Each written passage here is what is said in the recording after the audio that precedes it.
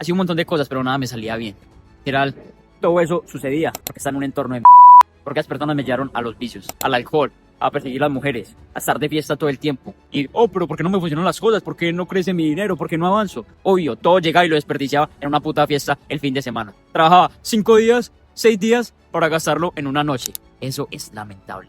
Eso es lamentable. Así que toqué fondo, estaba gordo, estaba muy mal, estaba literal vuelto y encontré el desarrollo personal. Decidí empezar a desarrollarme. Me acerqué a personas que tenían los resultados, empecé a aprender. Creé mi propio negocio. Ahí sí empezó a funcionar. Eso es una chimba, es lo que vos también puedes lograr. Eso me volvió rico en Colombia. Ahora puedo vivir en Miami. Ahora puedo tener este Rolex a los 25 años. Ahora puedo vivir la vida de mis sueños y quiero ayudarte a ti a lograr lo mismo.